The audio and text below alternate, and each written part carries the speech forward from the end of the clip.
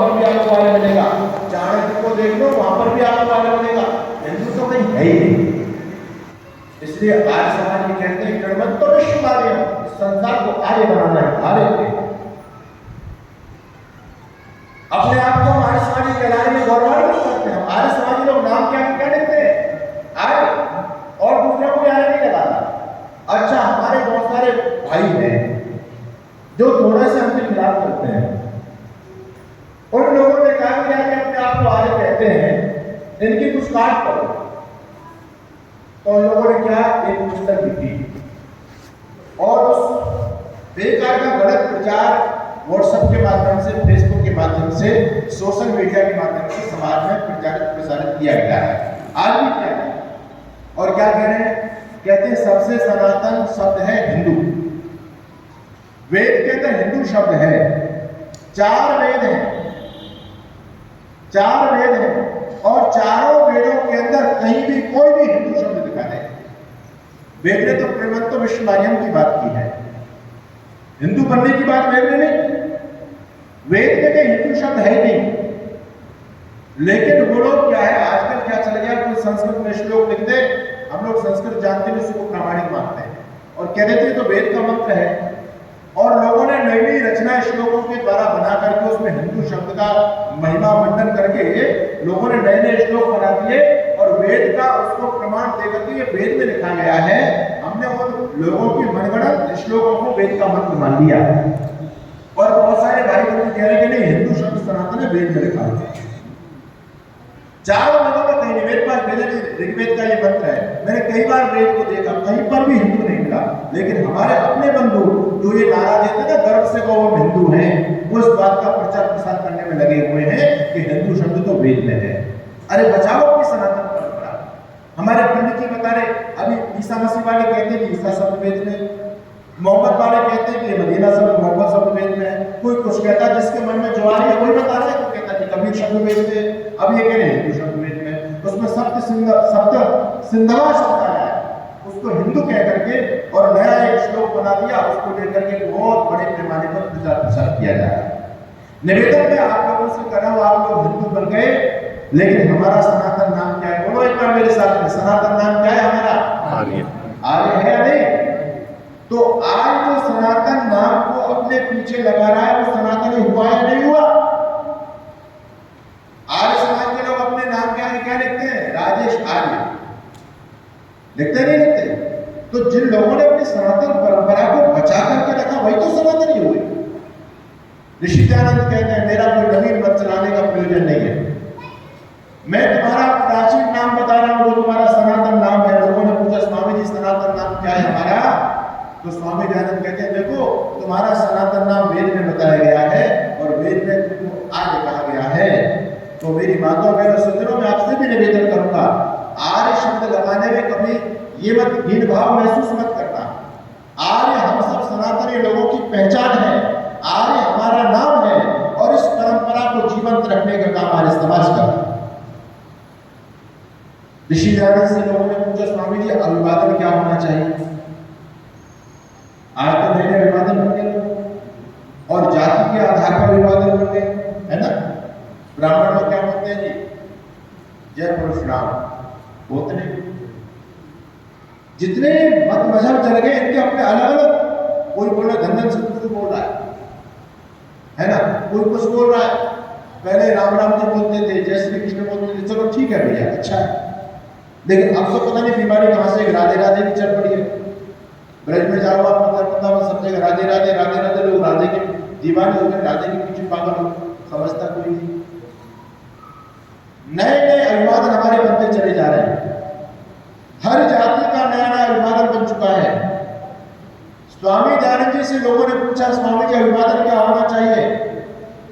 तो ऋषि दयानंद कहते हैं देखो भाई मैं नई चीज नहीं बताऊंगा, मैं तो जो तुम्हारा पुरातन सनातन अभिवादन है वो आपको बता सकता हूं। लोगों ने कहा स्वामी जी हमारा सनातन अभिवादन क्या है? तो ऋषि दयानंद कहते हैं तुम्हारा सनातन अभिवादन वेद के अंदर लिखा है, वेद में बताया है। और वो क्या है? नमस्ते जी। अच्छा, हमारे आर्य समाज की परंपरा को मानने वाले लोग क्या बोलते हैं जी? बोलो नमस्ते। कोई धनधन सतगुरु बोलता है, कोई राम राम जी बोलता है, कोई जय श्री कृष्ण बोलता है क्या? राधे राधे बोलता है क्या? कोई नहीं बोलता। सब लोग क्या बोलते हैं? नमस्ते जी। तो बताओ सनातन परंपरा किसने बचाई? वास्तव में सच्चा सनातनी है तो हमारे समाज के ऋषि दयानंद को मानने वाला व्यक्ति। लोग तो सनातन को समझ नहीं पाए। सनातन के नाम पर जो कुरीतियां चल गई, लोग आडंबर चल गए, लोगों ने उसको भी सनातन धर्म मान लिया। इसलिए आज आवश्यकता है कि हम वेदों की तरफ लौटें। वेद का प्रचार प्रसार होना बहुत जरूरी है। स्वामी दयानंद जी से पूछा कि स्वामी जी पढ़ना क्या चाहिए? तो स्वामी जी ये कहते थे कि हमारी पुस्तक पढ़ा करो, सत्य कथा, ऋग्वेद की भाष्य भूमिका पढ़ा करो। स्वामी जी ने क्या बताया? बोले भैया रामायण को पढ़ो, गीता को पढ़ो, महाभारत को पढ़ो, इनमें बहुत बड़े पैमाने पर मिलावट की गई है। मिलावट के अंशों को छोड़कर इनको पढ़ना चाहिए। लेकिन ऋषि दयानंद कहते हैं वेद का पढ़ना परम धर्म है, इनको पढ़िए, इनका निषेध ऋषि नहीं करते। लेकिन ऋषि दयानंद ने क्या कहा? वेद का पढ़ना परम धर्म है, वेद को मत छोड़ दे। आजकल लोगों ने अपने अपने संप्रदाय के आधार पर ग्रंथ बने हुए हैं, उसका पाठ करना लोग परम धर्म मानते हैं। लेकिन ऋषि दयानंद कहते नहीं, वेद का पढ़ना परम धर्म है। तो बताओ वेद की परंपरा को जीवंत किसने रखा? वेद की परंपरा को जीवंत रखने का काम आर्य समाज करता है, ऋषि दयानंद करते हैं। ऋषि दयानंद से पूछा लोगों ने, स्वामी जी हम जो काम करते हैं, हम जो कर्म करते हैं, और यदि हमसे कोई पाप कर्म हो जाए तो क्या वो माफ हो सकता है? आजकल तो लोगों ने बड़े बड़े फॉर्मूले दिए हुए पाप को माफ करने। कोई हरिद्वार जा रहा है, एक कांवड़ वाले जा रहे हैं, है ना? यह क्या इस समाज में चल पड़ा है। मुझे बड़ी हैरानी होती है जब मैं लोगों की स्थिति देखता हूं। इन परंपराओं के पीछे लोगों के भाव क्या क्या छिपे हुए। लोगों ने, कोई व्यक्ति कहता है कि भागवत कथा सुन लो तुम्हारे सारे पाप माफ। कोई कहता है एकादशी का व्रत कर लो तुम्हारे सारे पाप माफ। वो भी अपने आप को सनातनी कह रहे हैं। और एक व्यक्ति तो ऐसा आया, उसने कहा कि गंगा गंगे जो भी आप भोजन कर सकते हैं। अगर तुम गंगा जी में नहीं जा पा रहे, बुजुर्ग व्यक्ति हो गए, हाथ पैर नहीं चल पाते, तो 100 योजन दूर से गंगा मैया की जय बोल लो, तुम्हारे सारे पाप माफ हो गए। वो भी अपने आप को सनातनी कहते हैं। लेकिन ऋषि दयानंद से लोगों ने पूछा कि स्वामी जी आप क्या मानते हैं? तो ऋषि दयानंद कहते हैं देखो, जो वेद में बात कही वही मैं बात बताऊंगा आपको। वेद में कहीं पर ये नहीं लिखा कि तुम्हारे पाप माफ हो सकते हैं, कहीं भी पाप माफ नहीं। स्पष्ट वेद कहता है अनुमम पात्र नहीं करने तत्पर तत्व प्रोड़ा। तुम्हारा जो तुमने पकाया वो पात्र के अंदर निहित है और तुमको परोसना है, तुम्हारे सामने आने वाला है। कुछ भी कर लो, कोई ऐसा मंत्र नहीं, तंत्र नहीं, यंत्र नहीं, कोई ऐसा जप और तप नहीं है, ऐसा कोई अनुष्ठान नहीं है जिसको करने से आप अपने पाप कर्मों से बच जाओ। स्पष्ट वेद कहता है, भगवान कृष्ण भी ये कहते हैं। लेकिन मेरी बात समझ में नहीं आई कि कृष्ण को मानने वाले लोग भगवान कृष्ण को कहते हैं कि हर कर्म का फल भोगना पड़ेगा, कर्म जब तक अपना फल नहीं देता तब तक नष्ट नहीं होता है, फल देने के बाद ही कर्म नष्ट होता है। लेकिन कृष्ण को मानने वाले लोग ये पता नहीं कहां से इन बातों को सीख करके आ गए कि एकादशी का व्रत करो सारे पाप माफ हो जाते हैं, गंगा जी में डुबकी लगा लो सारे पाप माफ हो जाते हैं। भागवत कथा सुनी तो एक पीढ़ी नहीं, तुम्हारी 7-7 पीढ़ियां कर जाएंगी। पता नहीं कैसी कुछ परंपरा हमारे समाज में चल रही है। तो वैदिक परंपरा इस बात को मानते हैं। ऋषि दयानंद कहते हैं नहीं, तुम्हारा पाप कभी भी माफ नहीं होगा, जो तुमने किया वो भोगना पड़ेगा। इसलिए कभी भी माताओं बहनों इन पाखंडियों के चक्कर में आने की आवश्यकता नहीं। आज लोगों ने दुकानें खोली हुई है तुमको ऐसा जाल छाया फंसाने के लिए, स्पष्ट बोल रहा हूं इसका। सारे सारे धंधेबाज लोग घूम गए, मेरी बात का बुरा मत मानना, लेकिन हकीकत में आपके बीच में बयान करता ऐसा। और मेरी समझ में बात नहीं आ रही, इन लोगों को पता नहीं वो क्या है। हम अपनी बुद्धि पर थोड़ा भी जोर देने के लिए तैयार नहीं। कोई आता है कैसे बहका लेता, हम बैठ जाते हैं। और यही हमारे समाज के पतन का कारण है। हिंदू जो है ये किसी भी काम को बुद्धि से नहीं करता है, ये केवल देख करके करता है, किसी को दिखाने के लिए करता है। बस ये देखा दे कि हमारे समाज में चल रही है। जिस दिन व्यक्ति धर्म के क्षेत्र में बुद्धि का प्रयोग करना शुरू कर देगा, हम बुद्धि का प्रयोग तो करते हैं लेकिन अन्य व्यवहार के क्षेत्र में करते हैं। आप बाजार में जाओगे, सब्जी लाओगे तो बुद्धि से देखोगे कि ये टमाटर गला सड़ा तो नहीं है, बैगन कहीं से काढ़ा तो नहीं है, कपड़ा लेकर के आपके कपड़े को खींच करके देखते हो खराब तो नहीं है। लेकिन धर्म के क्षेत्र में जब हम आते हैं तो हमको कोई भी कैसा ही बहका देता, वहां बिल्कुल बुद्धि का प्रयोग नहीं करते। और हमको ऐसा बहका दिया गया कि अगर तुमने धर्म के क्षेत्र में बुद्धि का प्रयोग कर दिया, तर्क कर लिया, अगर मन में कुछ सोच भी लिया कि महाराज जी ये बोल रहे हैं सही है या नहीं, अगर तुमने केवल इतना बात सोच लिया तो क्या होगा, पाप लग जाएगा, नाश हो जाएगा तुम्हारा। ऐसा हमको कराया गया है, लेकिन ये गलत परंपरा है, बिल्कुल गलत परंपरा है। इन लोगों को अपनी दुकानें चलानी थी, इनके पास कोई वेद का ज्ञान नहीं, कोई तर्क नहीं, कोई विद्या नहीं है, तो लोग यदि प्रश्न करेंगे तो उनके पाखंड की पर्दे खुल जाएंगे। इसलिए लोगों ने भोले भाले लोगों को डरा दिया कि तुम धर्म के क्षेत्र में प्रश्न मत किया करो, श्रद्धा से सुना करिए, इसी में तुम्हारा कल्याण हो जाएगा। तो माता बहनों, केवल एक मंच ऐसा आर्य समाज का मंच है जो आपको ये राइट देता है, अधिकार देता है कि नहीं सुनो मत, जो तुम सुन रहे हो, अगर तुम्हारे मन में कोई प्रश्न होता है तो आप प्रश्न कीजिए। ये अधिकार केवल आर्य समाज का मंच आपको देता है, बाकी दुनिया में कोई मंच आपको अपने श्रोताओं को अधिकार नहीं देता। निवेदन में आपके बीच में पढ़ा था, लोगों ने ऐसा जाल चढ़ाया चारों तरफ से, और हम पढ़े नहीं तो एक सामान्य सा व्यक्ति, अनपढ़ व्यक्ति फंस जाए, कोई बात नहीं समझ में आती है। लेकिन मैं तो कहता हूँ पढ़े लिखे लोग फंस रहे। साइंस पढ़ा हुआ व्यक्ति साइंस करता रहा, लेकिन दिमाग पता नहीं कहाँ चला गया, बस इस क्षेत्र में आकर के साइंस में फेल हो गया, आई तैयारी नहीं हो पाया, तर्क शक्ति उनके अंदर तैयार नहीं। ये तो ऋषि दयानंद की विशेष कृपा है, मैं एक जगह चला गया, उन्होंने बहुत भव्य आलीशान कोठी बनाई, करोड़ों रुपए की कोठी, उसका गृह प्रवेश था। उस कोठी को सजाया गया, फूल मालाओं से लाल किया गया, बड़े बड़े महंगे महंगे सेट डाले गए, खुशबू आ रही थी चारों तरफ से, बहुत भव्य कोठी सजी हुई है। देखा तो देखकर के लगा कि क्या महल बनाया किसी व्यक्ति ने, सब कुछ अच्छा था, उसको सजाने के लिए पता नहीं क्या क्या चीजें लगाई गई। लेकिन मेरा ध्यान गया तो मैंने ऊपर जब देखा 3 मंजिल की कोठी, तो बीच में एक टायर भी लगा हुआ था। मैंने पूछा इंजीनियर साहब से, इंजीनियर साहब ये तो सब कुछ आपने इतना अच्छा सजाया है ना? बड़े बड़े कह रहे थे महाराज जी इसमें विदेश के फूल लगे हुए हैं, सजावट भी नहीं लगा, ये टायर को लगा दिया, ये भी कोई सजावट को बढ़ा रहे क्या? ये क्यों लगा दिया? ये तो इसकी सारी शोभा को खत्म कर रहा है, भत्ता लग रहा है। कहते महाराज जी आप कैसे बात करते? अरे मेरे बताओ उसका कारण क्या है इसका? कहते महाराज जी ये इसलिए लगाया गया है कि इसको नजर ना लगे। मुझे बड़ी हैरानी हुई, मैंने कि इंजीनियर व्यक्ति है, इतना पढ़ा लिखा है, और बताओ कहाँ उसकी बुद्धि चली गई? इस कोठी को सजाया, इतना पैसा लगा करके और सैनिक भी लगा रहे, कहते हैं ये नजर को रोकेगा। मैंने कहा ये कौन सा आइटम कम रखो जो तुम्हारी नजर को रोक दे? अच्छा कोई बात नहीं, मैंने कहा तो समझाने में ऐसे भी समझने वाले नहीं है। यज्ञ के बाद में हम बैठे तो उनकी माता जी आई, पोता गोदी में था, कह रहे कि महाराज जी ये बच्चा बहुत बीमार रहता है, कुछ आशीर्वाद दो उसको।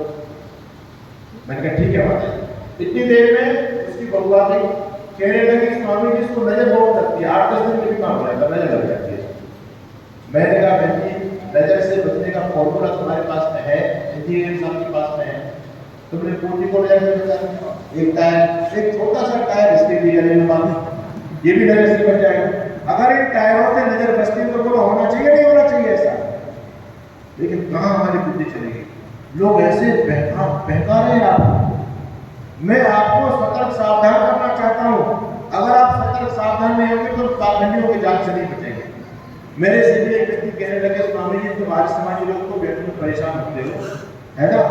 और देखो कुछ फॉर्मूला सीख लो, तुम्हारी बल्ले बल्ले रहेगी यार, खूब पैसा मिलेगा, लंबी लंबी गाड़ी में चलोगे, बस में भागकर धक्के खाते चलोगे, शिष्य मंडली बढ़ जाएगी और आश्रम बड़े बड़े बन जाएंगे। आप चाहें तो कुछ टिप्स आपको हम दे सकते हैं। ये सारे धन्यवाद लोग इसलिए बता रहा हूं मैं आपको, मेरी बात का बुरा नहीं मानना, जो गुरु परंपरा चल रही है ना, गुरु बनाना कोई गलत नहीं, लेकिन आज गुरु के वेश में पाखंडी लोग घुसे हुए, वो आप लोगों को केवल धैर्य रखने के लिए मंत्र दे रहे हैं और अपना प्रयोग सिद्ध कर रहे हैं। तुम्हारे भले से उनका कोई लेना देना नहीं है, उनका तो दुकानदारी चलाना काम है। मैंने देखा एक जगह कितना मुद्देबाजी चल रही समाज के अंदर। मैंने देखा एक महाराज लोगों की समस्याओं का समाधान करते हैं। टीवी पर आप देखो, सुबह से लेकर के शाम तक बहुत सारे ऐसे लोग घूम रहे हैं। महाराज जी के पास में दो व्यक्ति आए, आकर के महाराज जी को प्रणाम किया। महाराज जी से कहने लगे, महाराज जी कुछ कृपा करो, समय ठीक नहीं चल रहा है। हम लोगों की स्थिति क्या बन गई, अगर जीवन में थोड़ा सा उतार चढ़ाव आ गया तो हमारा ध्यान आ जाता है किसी ने कुछ करा दिया। हम ये नहीं सोच सकते कि हमारा कुछ कर्म खराब हो गया तो भुगतान हमारे सामने चल रहा, क्यों परेशान होते, कुछ दिन में समय बदल जाएगा। लेकिन हम सीधे पाखंडियों के पास में जाते हैं कि महाराज किसी ने कुछ करा दिया, चलती नहीं है, गाड़ी में एक्सीडेंट हो गया, कर्मचारी जेब रोक नहीं रही, कुछ ना कुछ उपाय करो। महाराज जी बोले, हाँ भाई मुझको भी लग रहा है किसी ने कुछ करा दिया है, लेकिन क्या किया जाए। कहते महाराज कुछ करो, तभी हम आपके पास में आए। महाराज जी कहते भाई मैं तो तुमको क्या बताऊंगा, ये नारियल है, नारियल उठा के लेके जा। वो नारियल उठा के खिलाया, कहता है इसमें मोड़ी लपेट दे, उसमें उसने मोड़ी लपेट दी। बोले महाराज अब क्या करना, बोले करना कुछ नहीं है, इस नारियल को अपने घर लेकर के जाओ, रात को सो तो सिरहाने के नीचे तकिए के पास में रखकर के सो जाना, और सुबह आकर के जब इसको यहाँ तुम तोड़ोगे तो दूध का दूध और पानी का पानी हो जाएगा। अगर तुम्हारे पर किसी ने कुछ करा दिया होगा तो तुम्हारे सामने, आंखों के सामने सब आ जाएगा। और यदि नहीं कराएगा कोई बात ही नहीं। अब वो व्यक्ति बोला ठीक है गुरु जी, लेके जाते हैं नारियल। वो नारियल लेकर के गए, रात को सोए, सुबह आकर के आए, तो महाराज क्या करना, मुझे तोड़ो उसको, तोड़ो। अब जैसे उसने उसको थोड़ा थोड़ा तो उसमें तो वो लाल लाल खून निकला, पिन निकली, बाल निकली, पता नहीं क्या क्या चीजें उसमें से निकली।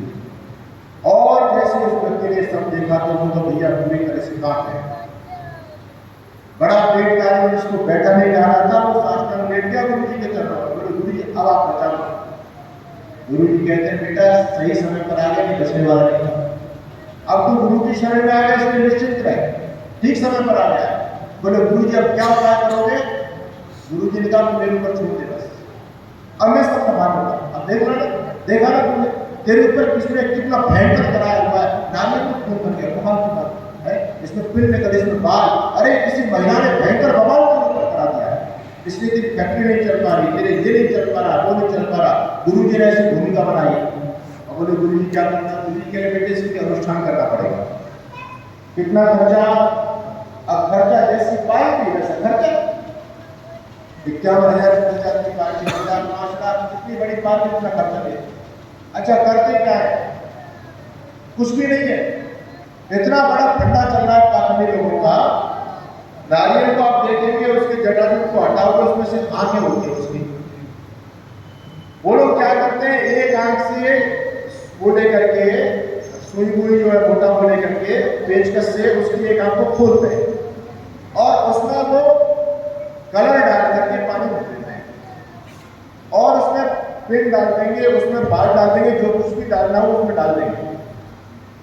उसके बाद केमिकल से उस छेद को बंद करेंगे और तो ऊपर से बाल काटे थे उस फेविकॉल से उस बाल को चिपका देंगे। नारियल बिल्कुल जो कितने साबुत आपको नजर आएगा।